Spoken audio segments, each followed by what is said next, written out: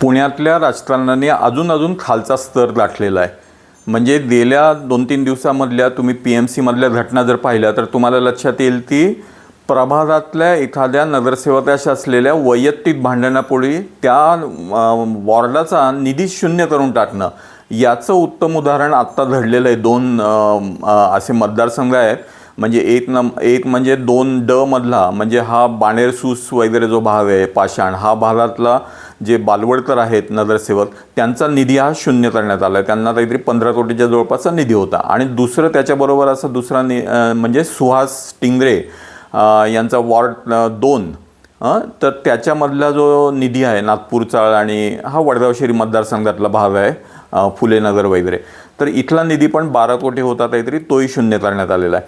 आता हे करणार कोण होतं तर हे भाजपचे नेते आहेत. मुख्यत्वे ते जे आहेत ते बिडकर करत आहेत. आणि त्याचं कारण काय आहे तर चंद्रकांतदादा पाटील म्हणजे इथले पुण्यातले कोथरूडचे आमदार यांचं आणि या लोकांचं जे वैयक्तिक भांडण आहे त्याच्या पोटी तिथला निधी हा शून्य केला गेला आहे. हे महाराष्ट्रातलं आणि पुण्यातलं राजकारण अतिशय खालच्या दर्जाला नेणारं राजकारण हे भाजप करतं आहे.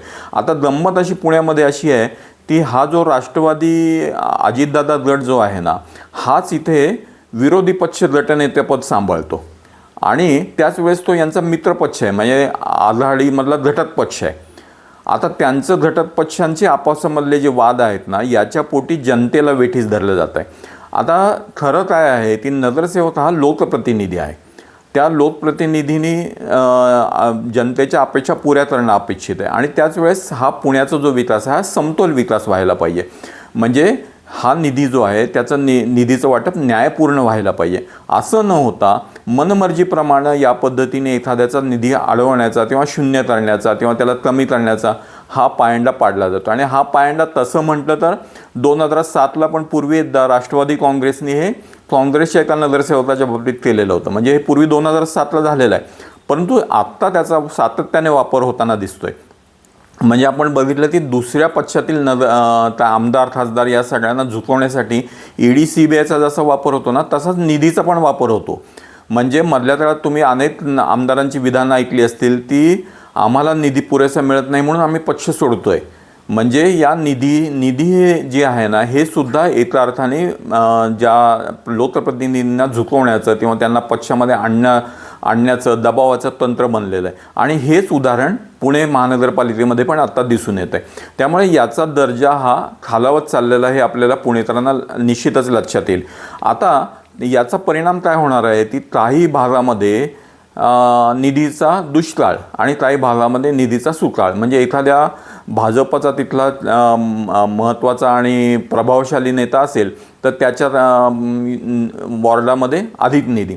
आता याच्यातनं असमतोल घडतो आणि असमतोल हा पुणेकरांना सर्वांना सोसायला लागतो. म्हणजे औंध बाणेर बालेवाडीचा विकास झाला नाही तर तो पुणेकरांना सहन सोसावा लागणार नाही अशातला भाग नाही. किंवा अगदी तिकडे वडगाव शहरी असेल किंवा अगदी हडपसर भागातला. त्यामुळे हा सर्वांगीण विकास शहरासाठी आवश्यक असतो आणि हे अत्यंत महत्त्वाचं आहे. आणि त्यामुळे या सगळ्यामध्ये काय होतं आहे की या दबावाच्या तंत्रामध्ये बोलत असताना आत्ता गणेश बिडकर यांनी प्रेसमध्ये अजून एक विनोदी विधान केलं. तिथे म्हणे की ही आमची वैचारिक लढाई. आता इथं जनतेचा प्रश्न इथं लोकशाही विरोधी काम करतायत आणि म्हणतात की आमची वैचारिक लढाई. हे अत्यंत विनोदी आहे. आणि त्यामुळे या सगळ्यामध्ये खरं तर एक मार्गदर्शक तत्त्व असायला पाहिजे. म्हणजे जसं आपण महाराष्ट्रातला GST कलेक्शन होतं. आता GST किंवा इन्कम टॅक्स कलेक्शन झाल्यानंतर तो जो पैसा आहे ना हा वेगवेगळ्या राज्यांना वेगवेगळ्या स्वरूपात दिला जातो. म्हणजे त्याचं प्रमाण तिथल्या मागासलेपणा इतर सर्व क्रायटेरिया धरून तो त्याचं वाटप होतं. त्याच पद्धतीची काही मार्गदर्शक तत्त्व ही या निधीच्या संदर्भात असायला पाहिजे. अन्यथा हे यांचे वैयक्तिक वाद जे आहेत ना याच्या पोटी हे जनतेच्या आकांक्षांना मारतायत. आणि त्यामुळे हे BJPचं जे राजकारण आहे अतिशय खालच्या स्तरावरती गेलं आहे असंच निश्चितपणे म्हणायला लागेल. धन्यवाद.